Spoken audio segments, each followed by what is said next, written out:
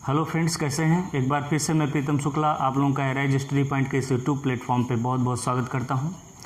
आज से हम लोग एक जीएस का नया टॉपिक स्टार्ट करते हैं, साइंस। ठीक है, आने वाले जो अपकमिंग एग्ज़ाम्स हैं आपके, जैसे यूपीएसआई का फॉर्म एकदम आने वाला है। ठीक है, एकदम कमर बांध लीजिए, जिनका ग्रेजुएशन है 21+ हैं, बहुत अच्छे से आप तैयारी करिए। और इस बार काफ़ी ज़्यादा पोस्ट, लगभग 10,000 के आसपास पोस्ट आपके यूपीएसआई में है। और जानते हैं साइंस का वेटेज काम भर का रहता है, 40 क्वेश्चन आपके जीएस से आएंगे। ठीक है, तो एक बहुत इंपॉर्टेंट ये सेशन है। ठीक है, साइंस। ठीक है, और साइंस को बेसिकली जानते हैं 3 ब्रांचेस में डिवाइड करके पढ़ते हैं। ठीक है, बायोलॉजी और दूसरा फिजिक्स एंड केमिस्ट्री। देखिए, आपके जो कम्पिटिटिव एग्जाम्स में होता है, ठीक है, इसका वेटेज बहुत ज़्यादा होता है। सबसे ज़्यादा क्वेश्चन जो आपके आते हैं कहाँ से, बायोलॉजी से आते हैं। फिर फर्स्ट प्रायोरिटी आप इसको देंगे और सेकंड पे प्रायोरिटी आप फिजिक्स को देंगे। सेकंड में यहाँ से क्वेश्चन काफ़ी पुटअप किए जाते हैं, कुछ सिलेक्टेड टॉपिक है फिजिक्स के, वहाँ से क्वेश्चन पूछे जाते हैं, उनको हम कवर करेंगे। आफ्टर दैट लास्ट में हम क्या कवर करेंगे, केमिस्ट्री कवर करेंगे। यहाँ से आपके साइंस में, ठीक है, सबसे कम क्वेश्चन पुटअप किए जाते हैं। तो हम वेटेज को देखते हुए चलेंगे। ठीक है, कि सबसे ज़्यादा क्वेश्चन कहाँ से पुटअप होता है। पहले साइंस के वो टॉपिक हम कवर करेंगे, आफ्टर दैट फिजिक्स के टॉपिक देखेंगे, फिर केमिस्ट्री के देखेंगे।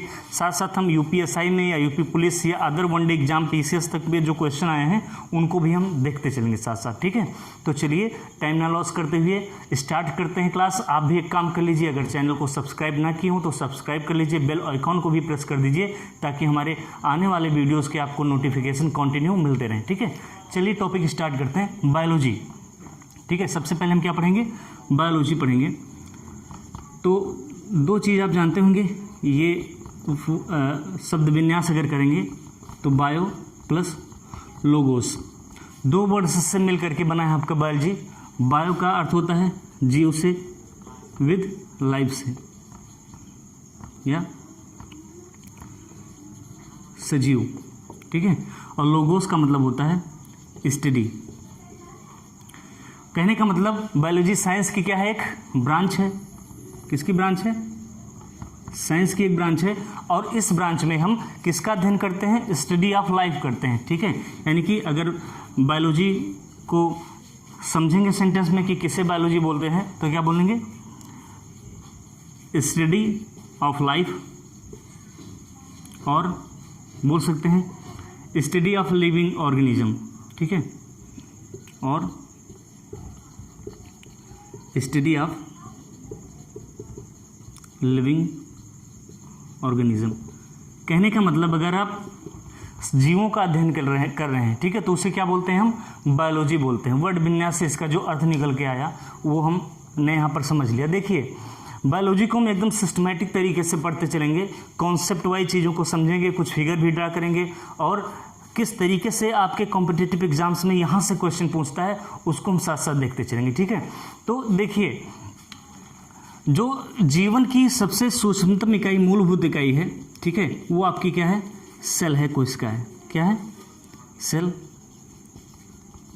कोशिश करेंगे हमारा डिस्कशन जो हो बाइलिंगुअल हो। ठीक है, क्या है, सेल है, ये जीवन की आधारभूत इकाई है, सबसे स्मॉलेस्ट यूनिट ऑफ लाइफ है, सबसे सूक्ष्मतम इकाई है। और जब कई सेल, ये क्या है, आपकी सेल है, और सेल को जब कई सेल आपस में मिल करके क्या बनाते हैं, ठीक है, सेल को आपस में मिल करके क्या बनता है, उत्तक बनता है। क्या बनता है, टिश्यू बनता है, या इसे ही क्या बोलते हैं, उत्तक बोलते हैं। ये आपके उत्तक हो गए। ठीक है, और जब कई उत्तक मिल जाते हैं तो क्या बनता है, अंग बनते हैं। ठीक है, कोई अंग बन गया। ठीक है, कई उत्तक मिलाकर क्या बनते हैं, ऑर्गेनल्स बनते हैं। ठीक है, अंग बनते हैं। और जब कई अंग इकट्ठा सिस्टमैटिक तरीके से काम करने लगते हैं, एक सिस्टम में काम करने लगते हैं, तो उसे क्या बोलते हैं, अंग तंत्र बोलते हैं। एक पूरा अंग तंत्र आपका बन जाता है। ठीक है, इसे क्या बोलेंगे,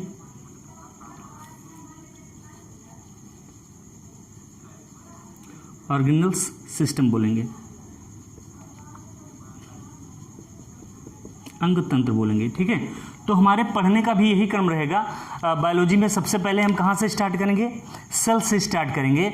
आफ्टर दैट हम टिश्यू पढ़ेंगे, टिश्यू के बाद क्या पढ़ेंगे? ऑर्गेनल्स पढ़ेंगे। ठीक है, पहले कोशिका के बारे में समझ लेंगे। कोशिका के विभाजन से कोशिका से क्या बनता है? टिश्यू बनता है। कई कोशिकाओं को मिला करके टिश्यू बनता है। और टिश्यू के बाद में आपका क्या बनेगा? टिश्यू के बाद में आपका टिश्यू से अंग बनता है, और अंग मिला करके जब एक सिस्टम में काम करने लगते हैं तो उसे क्या बोलते हैं?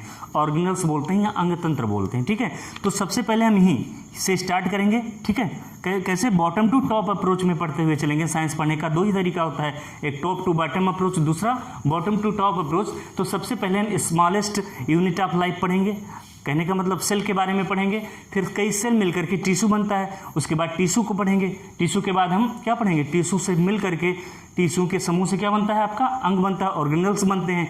और उसके बाद अंगों को जब मिला दिया जाता है, सिस्टमेटिक तरीके से काम करने लगते हैं, तो उसे क्या बोलते हैं? ऑर्गेनल सिस्टम बोलते हैं, अंग तंत्र बोलते हैं। तो हम अपने बायोलॉजी का जो पढ़ाई है इसी क्रम में हम करते चलेंगे। ठीक है, तो सबसे पहले हम ने समझा कि बायोलॉजी क्या होता है? Study of life. देखिए, जो लाइफ्स होते हैं, ठीक है, इनके कुछ कैरेक्टरिस्टिक होते हैं। ठीक है, इनके कुछ गुण होते हैं। कैसे आप किसी पर्टिकुलर को बोलेंगे कि इसमें लाइफ है, जीवन है कि नहीं है। ठीक है, तो जो सबसे पहला इसका लक्षण होता है, ठीक है, ये इसमें प्रजनन की क्षमता होती है।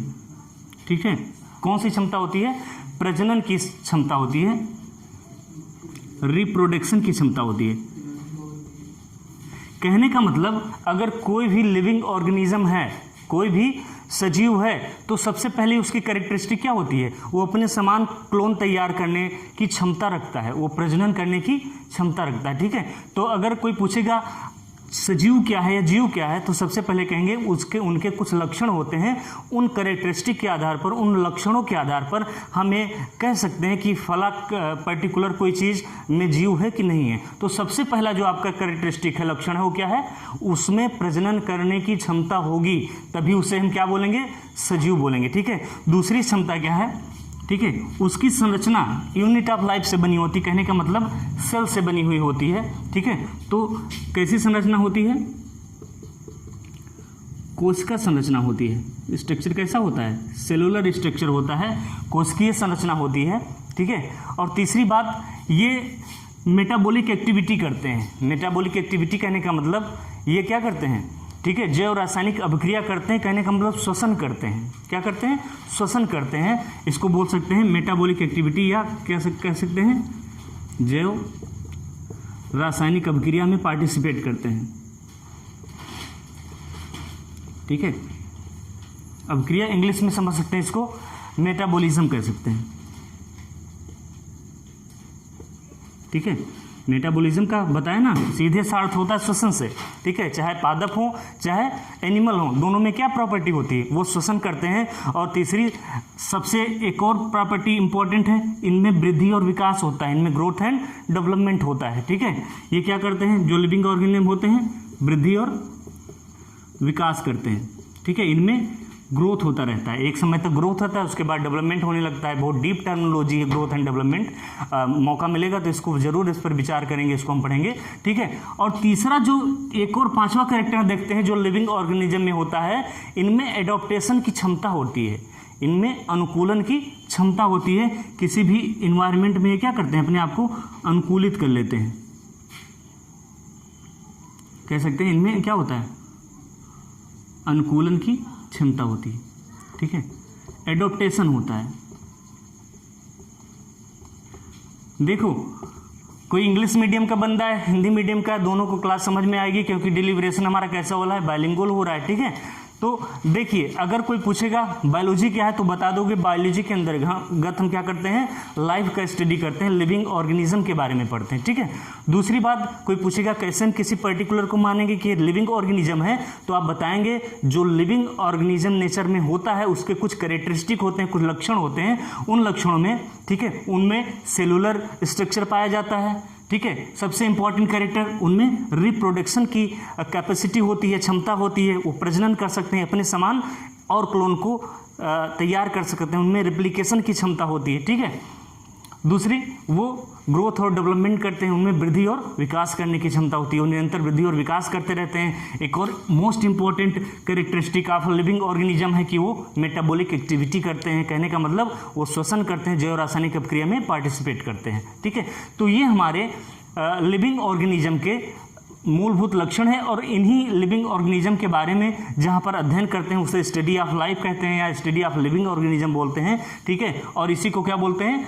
बायोलॉजी बोलते हैं। बायो प्लस लोगोस, बायो का अध्ययन ही, बायो का मतलब ही होता है विथ लाइफ, और लोगोस का मतलब स्टडी से होता है, कहने का मतलब जिसमें हम लाइफ की स्टडी करते हैं या लिविंग ऑर्गेनिज्म की स्टडी करते हैं, इज कॉल्ड क्या, बायोलॉजी। ठीक है, तो ये हमारा छोटा सा इंट्रोडक्शन था बायोलॉजी के बारे में। आप कॉम्पिटिटिव एग्जाम्स की तैयारी कर रहे हैं, ठीक है, तो इसमें 11 12 की तरह तो आपको पढ़ाया नहीं जाएगा एक एक डिफिनेशन लिखवा करके। ठीक है, शॉर्ट में आप इन चीज़ों का स्क्रीनशॉट ले लीजिए, और जो हमारे पढ़ने का आपके क्रम होना चाहिए वो यही होगा कि सबसे पहले हम स्ट्रक्चर को पढ़ेंगे, सेल को पढ़ेंगे, क्योंकि सेल से मिल करके टिश्यू बनता है। सेल को समझे रहेंगे तो हमें टिश्यू समझने में आसानी होगी, और जब टिश्यू समझ लेंगे तो हमको टिश्यू के आगे जब हम टिश्यू को मिला करके हमारा ऑर्गेनल्स बनता है, अंग बनता है, तो अंग पढ़ने में आसानी होगी। और जब हम कई अंग अलग अलग पढ़ लेंगे, कई सिस्टम अलग अलग पढ़ लेंगे, तो हम क्या ऑर्गेनल सिस्टम को अच्छी तरीके से समझ पाएंगे। Got it. तो इस तरीके से हमारी क्लास आगे बढ़ेगी। ठीक है, तो आप इसका स्क्रीनशॉट ले लीजिए, लिख लीजिए, और चैनल को सब्सक्राइब कर लीजिएगा। ठीक है, बाकी काम इसके बाद देखते हैं। स्क्रीनशॉट ले लीजिए, ले लिए।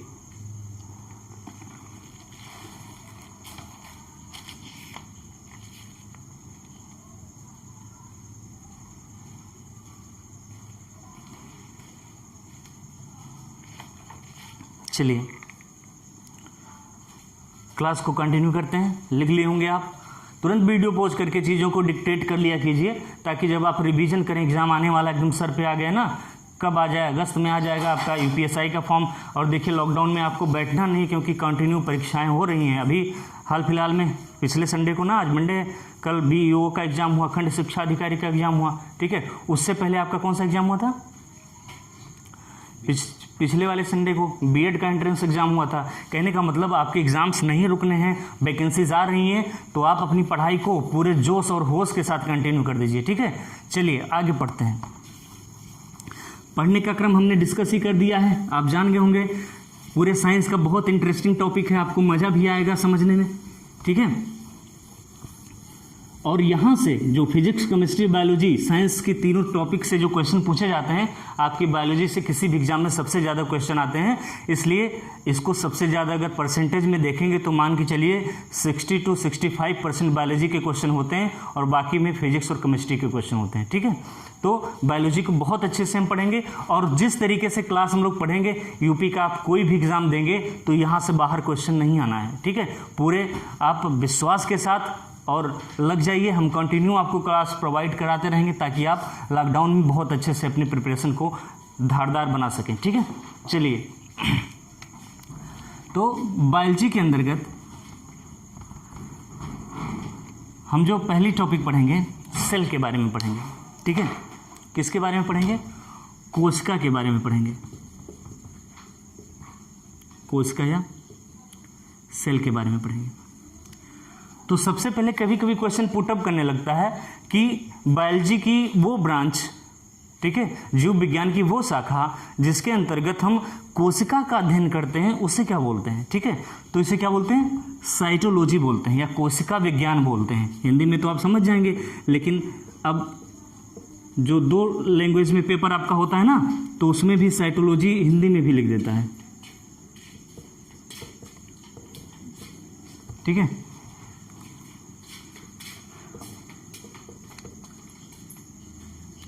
ठीक है, साइटोलॉजी बायोलॉजी की जिस ब्रांच के अंतर्गत हम सेल थ्योरी या सेल सिद्धांत को, इसका सिद्धांत के बारे में स्टडी करते हैं, उसे क्या बोलते हैं, साइटोलॉजी या कोशिका विज्ञान बोलते हैं। इसलिए साइटोलॉजी को आपको ध्यान में रखना है कि आपके हिंदी में भी ऐसे लिख देता है साइटोलॉजी, और इंग्लिश में तो यही लिखा रहेगा।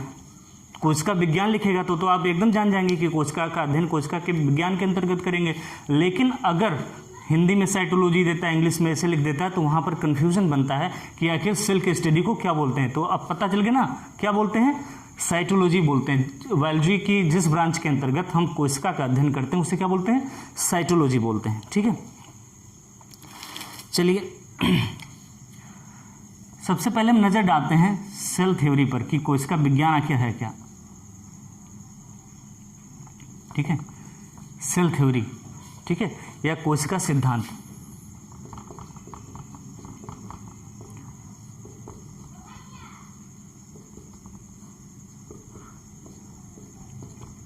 कभी कभी क्या देगा, एक क्वेश्चन देखा कि निम्नलिखित कथनों में से कौन सा सत्य है असत्य है करके देगा और पूछेगा कोशिका सिद्धांत के संबंध में निम्नलिखित में से कौन सा कथन सत्य है या असत्य है, और 4 कोशिका सिद्धांत को दे देगा और एक सिद्धांत उसमें ऐसा रहेगा जो कोशिका सिद्धांत को फॉलो नहीं करेगा। आपको उसे सही ऑप्शन टिक करना होगा। तो सबसे पहले हम समझेंगे, ठीक है, कि कोशिका सिद्धांत आखिर होता क्या है। तो पहली बात आपको बताएं कि हम कोशिका से अपनी बायोलॉजी पढ़ना क्यों स्टार्ट कर रहे हैं, क्योंकि किसी भी लिविंग ऑर्गेनिज्म की जो बेसिक यूनिट होती है, आधारभूत इकाई होती है, ठीक है, माइक्रो यूनिट होती है, स्मॉलेस्ट इकाई होती है, वो क्या होती है? आपकी सेल होती है। ठीक है, सेल से ही, ठीक है, पूरा एनिमल या प्लांट सिस्टम जो डेवलप होता है पूरा उसका विकास होता है। ठीक है, तो पहली लाइन कोशिका सिद्धांत के अंतर्गत लिखेंगे कि कोशिका जीवन की आधारभूत इकाई है। कोशिका क्या है?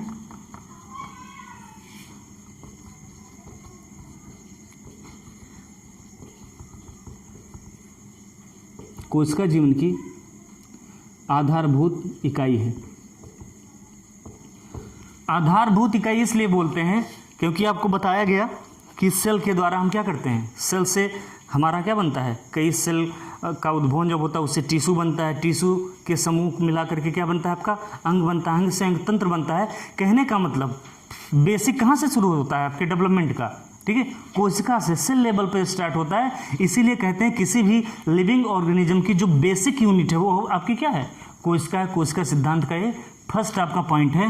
सेकंड पॉइंट में हम देखते हैं, ठीक है, इसीलिए कोशिका को कहते हैं कि किसी भी लाइफ की जो स्ट्रक्चरल, देखो कोशिका से क्या बना, टिश्यू बना, टिश्यू से अंग बना और अंग से अंग तंत्र बना, और जो अंग तंत्र बनता है क्या देता है, किसी भी बॉडी को, किसी भी ऑर्गेनिज्म को क्या देता है, एक शेप देता है, स्ट्रक्चर देता है।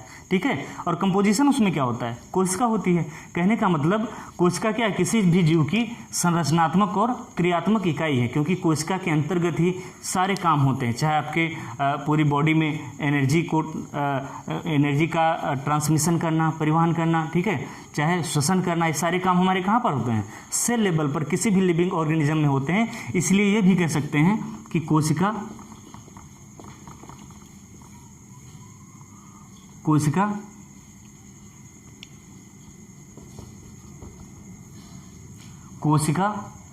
जीवन की संरचनात्मक एवं क्रियात्मक इकाई है। देखो सेल पढ़ रहे हैं तो थोड़ा हम सेल थ्योरी के बारे में जान लेते हैं। एक आध क्वेश्चन अगर यहाँ से कभी बताए ना, स्टेटमेंट दे करके पूछ सकता है, तो बस यही है। बाकी अभी जैसे जैसे टॉपिक आगे बढ़ेगी आपको बहुत इंटरेस्ट आएगा। ठीक है, बहुत समझने वाली भी चीज़ें, छोटी छोटी माइन्यूट चीज़ें, उनको भी हम साथ में देखते चलेंगे। ठीक है,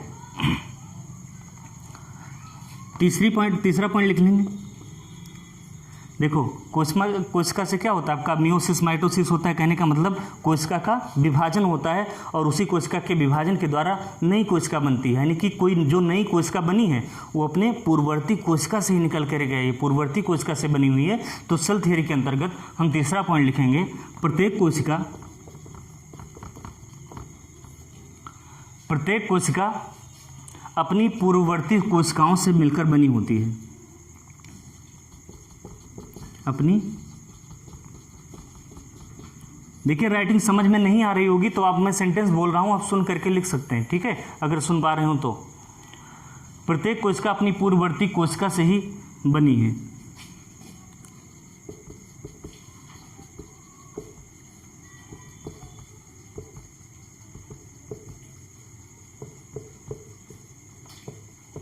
बनी होती है। ठीक है,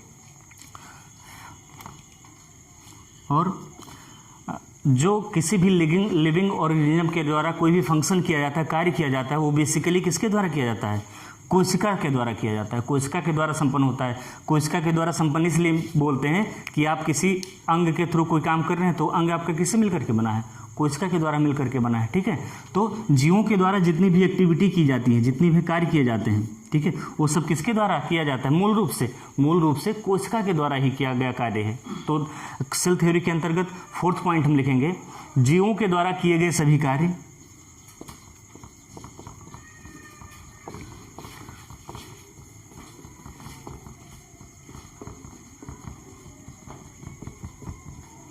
जीवों के द्वारा किए गए सभी कार्य वस्तुतः कोशिकाओं के द्वारा किए गए कार्य हैं। वस्तुतः कोशिकाओं द्वारा किए गए। देखो थोड़ा बहुत आवाज़ बच्चों की शोर शराबा आ रहा होगा तो माइंड मत कीजिएगा, क्योंकि घर पे रिकॉर्ड कर रहे हैं चीज़ें। तो अब कितना भी किसी को चुप कराओ, लेकिन कोई बच्चा है तो अपनी एक्टिविटी से बात थोड़े ना आना, ठीक है। चलो देखते हैं, अच्छे से बायोलॉजी आपको पढ़ना है, तैयार करना है। ये सारी चीज़ें बहुत इंपॉर्टेंट हैं आपके एग्जाम के लिए। तो फैक्ट पूछा जा सकता है कि कोशिका के अध्ययन को क्या बोलते हैं, साइटोलॉजी। और सेल थ्योरी के अंतर्गत अगर पूछता है तो सेल थ्योरी के अंतर्गत कुछ फंडामेंटल्स जो प्रॉपर्टीज़ हैं उनको हमने देख लिया कि कोशिका जीवन की आधारभूत इकाई है और कोशिका जीवन की संरचनात्मक एवं क्रियात्मक इकाई है।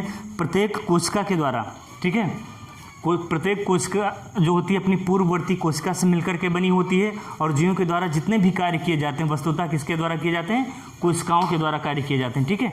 इन सारी पॉइंट्स को आप लिख दीजिए, फिर हम कुछ फैक्ट्स कवर करते हैं किसके बारे में, सेल से रिलेटेड, ठीक है। लिख लिए होंगे इसको। चलिए आगे बढ़ते हैं, पढ़ाई को अपने आगे कंटिन्यू करते हैं।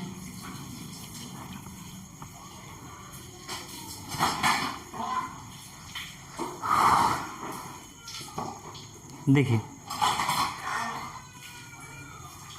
कुछ फैक्चुअल इंफॉर्मेशन को हम कवर करते हैं। कभी कभी क्वेश्चन पूछ लेता है कि जो सेल है, ठीक है, इसकी खोज किसने की, ठीक है। तो कोशिका की जो खोज है ये सबसे पहले सर्वप्रथम रॉबर्ट हुक ने करी थी। किसने,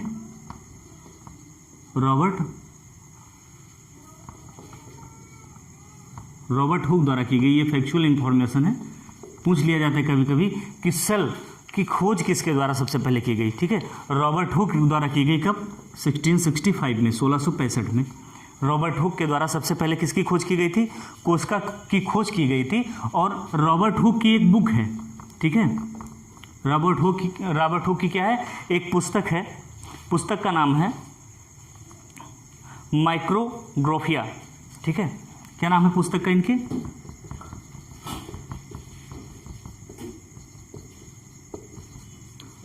माइक्रोग्राफिया। और इस पुस्तक में इन्होंने जो अपने सेल थियरी को बताया, कोशिका के बारे में जो इन्हें सूक्ष्मदर्शी से इन्होंने देखा उसके बारे में इसमें वर्णन किया है। तो क्वेश्चन अभी पूछा जा सकता है कि कोशिका की खोज किसने करी, तो आप बता देंगे रॉबर्ट हुक ने। लेकिन अगर कभी पूछ लिया कि माइक्रोग्राफिया किसकी पुस्तक है, किस जीव वैज्ञानिक की पुस्तक है, तो क्या बताएंगे आप, रॉबर्ट हुक की पुस्तक है। और इस पुस्तक में कोशिका संबंधी जो इन्होंने खोज किया है उसका वर्णन किया है। कोशिका संबंधी, ठीक है,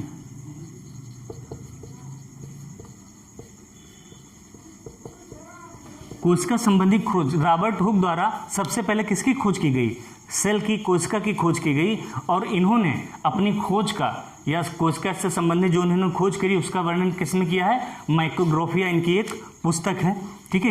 हिंदी में भी ऐसे लिख लेंगे, माइक्रोग्राफिया, ठीक है। इस पुस्तक में इन्होंने अपनी कोशिका संबंधी जो खोज किया उसका इन्होंने डिस्क्रिप्शन किसमें दिया है, उनकी एक बुक है किसकी, रॉबर्ट हुक की, माइक्रोग्राफिया। इसमें इन्होंने कोशिका से संबंधित जो खोज किया है, ठीक है, इसका वर्णन इसने किया है। देखो जो वर्णन इन्होंने अपने माइक्रोग्राफिया में कोशिका संबंधित वर्णन जो इन्होंने किया, किसने, रॉबर्ट हुक ने। इसने बताया सूक्ष्मदर्शी से देख करके जिन सेल के खोखले को इन्होंने देखा, ठीक है, उस पर अपना विश्लेषण किया, विचार किया। वो एक्चुअली में इन्होंने बताया कि ये सारी कैसी हैं, डेड सेल्स हैं। कैसी सेल्स बताया इन्होंने, बताया कि ये सारी क्या हैं, डेड सेल हैं या मृत कोशिकाएं हैं। ठीक है, कभी कभी ये भी पूछा जा सकता है, ठीक है, कि डेड सेल के बारे में सबसे पहले किसने कहा, तो डेड सेल के बारे में भी सबसे पहले किसने कहा, रॉबर्ट हुक ने कहा, क्योंकि इस सेल के बारे में सबसे पहले इन्होंने ही जानकारी इकट्ठा की थी। ठीक है, लेकिन अगर दूसरा फैक्ट आपसे पूछता है, ठीक है, दूसरा फैक्ट ये पूछता है कि जीवित तथा मुक्त कोशिका की खोज सबसे पहले किसने की। ठीक है, किसकी, इन्होंने डेड सेल के बारे में बताया था, लेकिन जीवित कोशिका के बारे में सबसे पहले लीवेनहॉक ने बताया। जीवित कोशिका या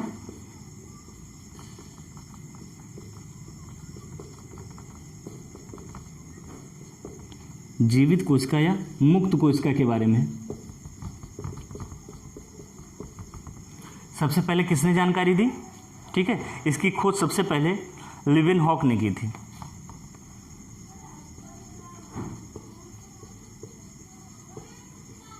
किसने, लीवेनहॉक ने, LEEUWANHOCK।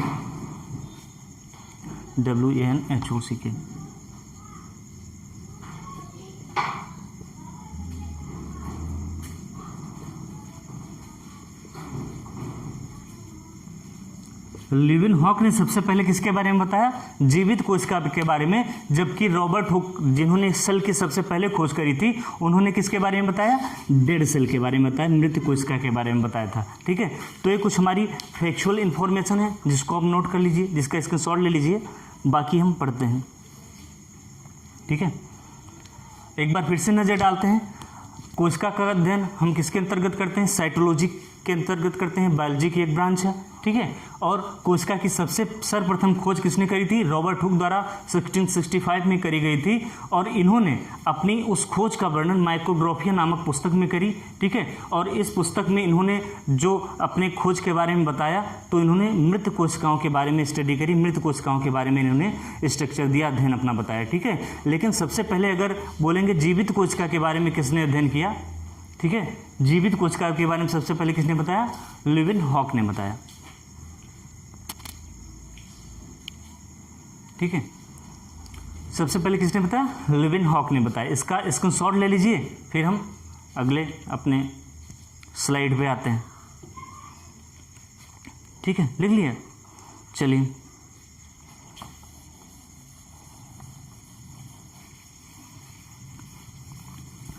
देखो, प्रकृति में कुछ ऐसे भी चीज़ें पाई जाती हैं जो ना तो सजीव का व्यवहार करती है और ना निर्जीव का। कहने का मतलब या तो सजीव के रूप में बिहेव करती हैं कभी, और कभी किसके रूप में बिहेव करती हैं, निर्जीव के समान बिहेव करती हैं। ठीक है, उनको कहते हैं, ये सेल थियोरी के या लिविंग ऑर्गेनिज्म के क्या है, एक्सेप्शन है, उनके बीच की कड़ी है। ठीक है, तो सेल थियोरी के एक्सेप्शन के रूप में सबसे पहले हम देखते हैं कि कौन से प्रकृति में ऐसे जीव हैं जो निर्जीव अवस्था में भी रहते हैं, पर्टिकुलर बॉडी में प्रवेश करने के बाद में वो सजीवों जैसा बिहेव करने लगते हैं। ठीक है, तो कहने का मतलब वो जो सेल सिद्धांत दिया गया है, सेल थियोरी दी गई है, उसको पूर्ण रूप से फॉलो नहीं करते हैं, उसका पूर्ण रूप से अनुकरण नहीं करते हैं, तो उनको हम क्या बोलते हैं, एक्सेप्शन ऑफ सेल थियोरी, यानी कोशिका सिद्धांत के जो कुछ अपवाद हैं उनके बारे में देखते हैं। ठीक है, कोशिका सिद्धांत से आप परिचित ही हो चुके हैं।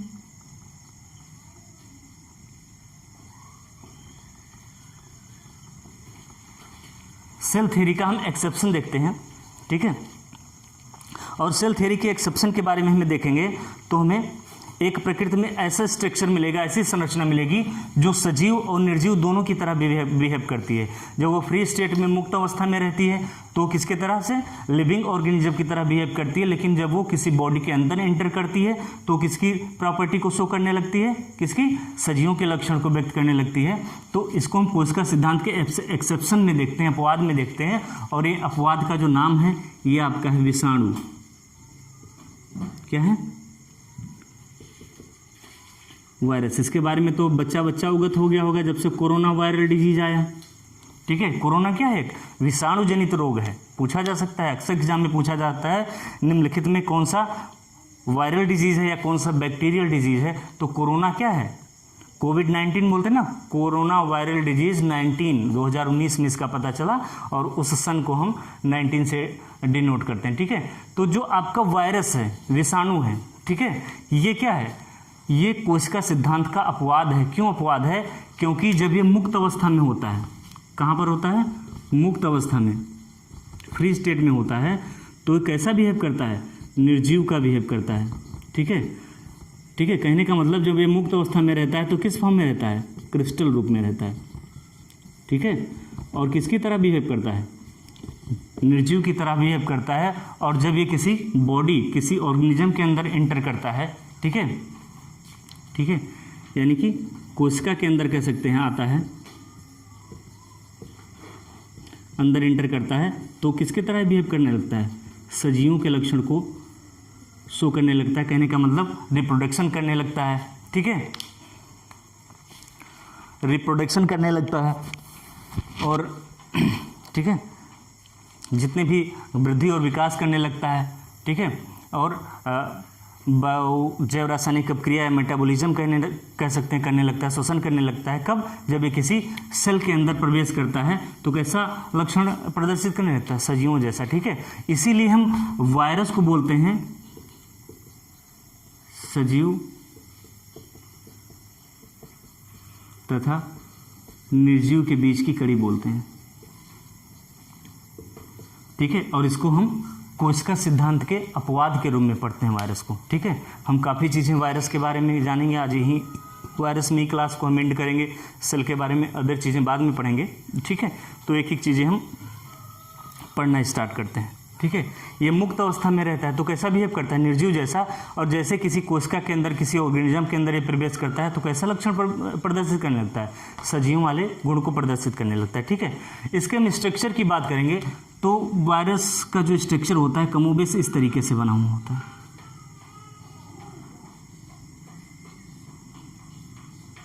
ठीक है। ये आपका पूरा स्ट्रक्चर है किसका, वायरस का। और ये जो बॉडी बनी होती है ये किसकी बनी होती है, प्रोटीन की बनी होती है, ठीक है। जो बाह्य स्ट्रक्चर होता है ये किसका बना होता है, प्रोटीन का बना होता है। और जिसके अंतर्गत जो है हेरिडेटरी मटेरियल होता है, यानी अनुवांशिक पदार्थ होता है, ठीक है।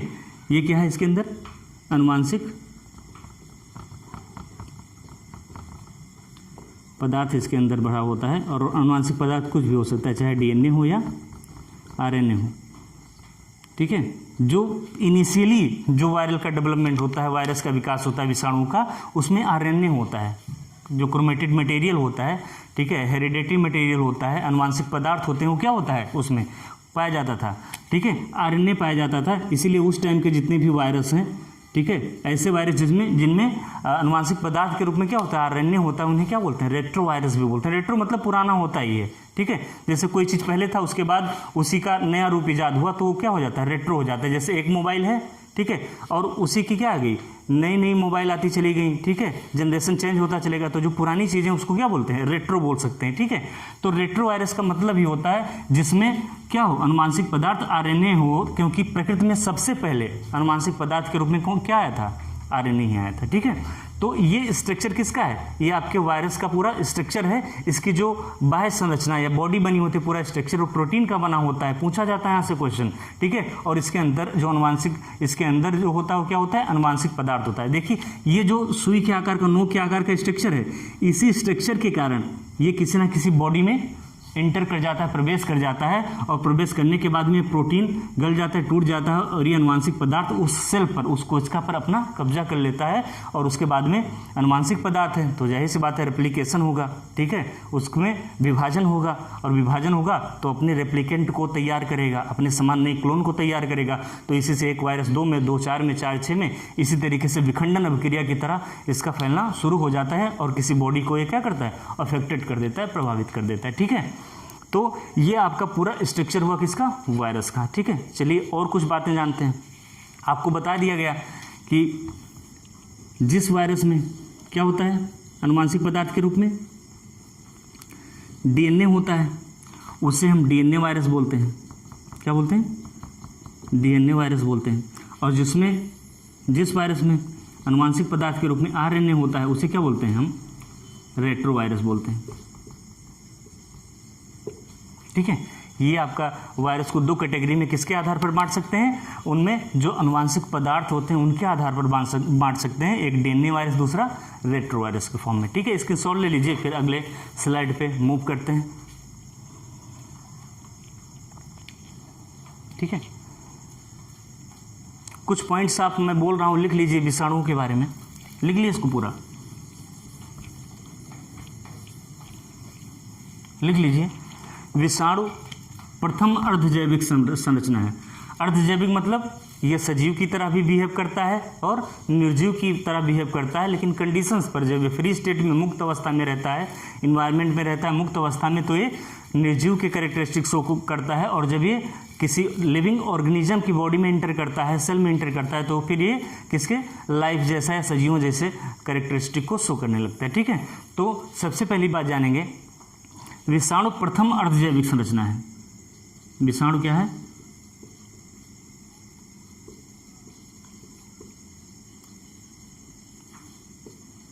प्रथम अर्धजैविक संरचना है,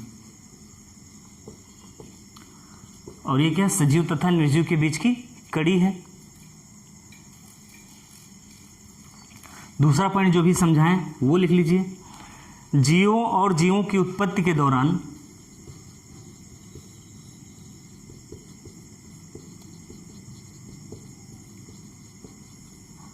जीवों और जीवों की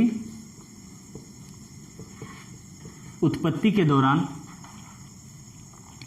आरएनए प्रथम अनुवांशिक पदार्थ के रूप में आया। ये क्वेश्चन पूछा जा सकता है कि जब जीवों की उत्पत्ति हुई तो सबसे पहले जो अनुवांशिक पदार्थ के रूप में आया वो क्या आया? आरएनए आया, राइबो न्यूक्लिक एसिड। ठीक है, आरएनए प्रथम अनुवांशिक पदार्थ के रूप में आया।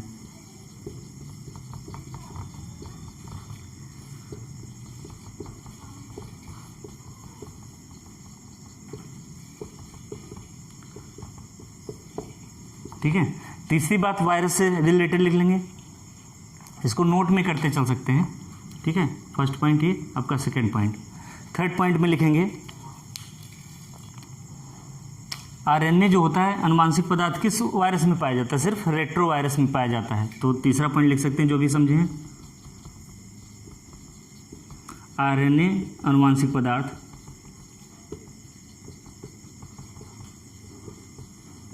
सिर्फ किस में पाया जाता है? सिर्फ रेट्रो वायरस में।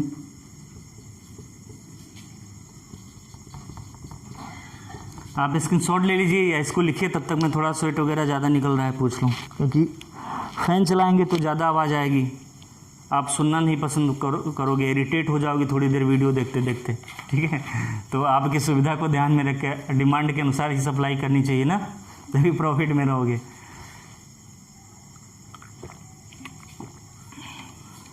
स्ट्रक्चर को जरूर शो करिएगा। पूछ सकता है कि अनुवांशिक पदार्थ कहाँ पर होता है, बाह्य संरचना मेखला जिसे बोलते हैं, मेखला इसकी किसकी बनी होती है। ठीक है,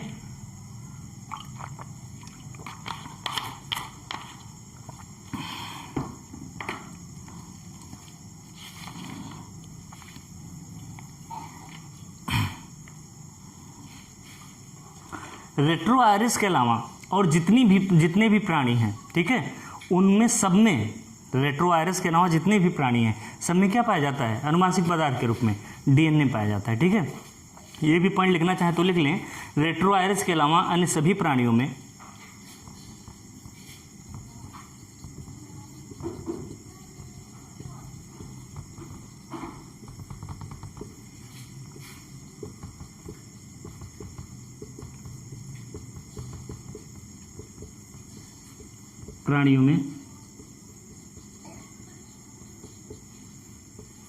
अनुवांशिक पदार्थ के रूप में क्या पाया जाता है? आपका deoxy ribose nucleic acid, DNA पाया जाता है। देखो आरएनए क्या होता है, डीएनए क्या होता है, ये सब हम बहुत अच्छे तरीके से पढ़ेंगे, इसके बारे में टेंशन नहीं लेना है। अभी हम थोड़ा थोड़ा इंट्रोडक्शन लेते चल रहे हैं कि कोशिका के बारे में हम पढ़ रहे थे। तो देखिए प्रकृति में क्या कुछ ऐसी चीज़ें पाई जाती हैं जो आपके सेल थ्योरी के एक्सेप्शन के रूप में जानी जाती हैं, जो कोशिका सिद्धांत को फॉलो नहीं करती हैं, हाँ पाई जाती हैं, जिनको क्या बोला जाता है, वायरस बोला जाता है। वायरस जो है आपके सेल थ्योरी को फॉलो नहीं करता है, क्योंकि ये फ्री स्टेट में कैसा रहता है, निर्जीव जैसा व्यवहार करता है। लेकिन जब ये किसी ऑर्गेनिज्म के अंतर्गत प्रवेश करता है तो कैसा बिहेव करने लगता है, लिविंग ऑर्गेनिज्म की तरह बिहेव करने लगता है। कहने का मतलब सजीवों वाले लक्षण को प्रदर्शित करने लगता है। ठीक है, तो इसे हम सेल थ्योरी के एक्सेप्शन के रूप में देखते हैं। इसके हमने स्ट्रक्चर को देखा, इनके कुछ जो कैरेक्टरिस्टिक हैं और इससे रिलेटेड और जो इंपॉर्टेंट बातें हैं, ठीक है, स्ट्रक्चर, प्रोटीन और इससे रिलेटेड, उसको हमने यहाँ पर नज़र किया, गौर किया, देखा। ठीक है, इसको